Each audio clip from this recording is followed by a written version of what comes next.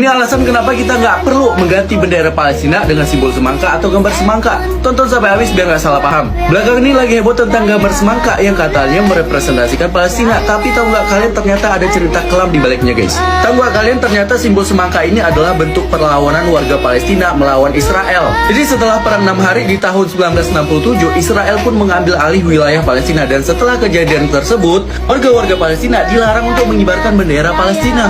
Pengibaran bendera Palestina di wilayah yang dicaplok sama Israel biadab ini dianggap sebagai tindakan yang ilegal. Bagi siapapun yang mengibarkan bendera Palestina di tanah yang mereka curi ini bakalan dibunuh. Kita tahu sendiri warga Palestina nggak dibekali senjata, jadi mau nggak mau mereka harus mengikuti maunya si Zionis biadab ini. Nah, sebagai bentuk perlawanan terhadap Zionis tersebut, mereka pun mengibarkan bendera semangka. Tahu nggak kalian, semangka ini hidup subur di daerah Palestina, dan warna-warna yang ada di dalam semangka juga sama seperti bendera Palestina. Nah, jadi sekarang pertanyaannya adalah apakah kita harus menggantikan bendera Palestina dengan semangka? Jawabannya tidak, guys. Karena itu kayak sama aja kita ngikuti maunya Zionis biadab ini. Jadi yang paling benar adalah kibarkan bendera Palestina yang ini, karena kita punya kebebasan untuk mengibarkannya. Bendera adalah simbol suatu negara, kita harus memperjuangkan bendera ini, bukan menggantinya. Sampai sini paham kan? Kita mengibarkan bendera ini, kita nggak bakal ditembak sama Zionis Israel. Nah, kemudian ada alasan lain kenapa netizen menggunakan emoji semangka, karena katanya mereka takut di shadow ban sama berbagai sosial media. Kalau gue sih nggak takut di shadow ban, apalagi di ban hanya gara-gara membela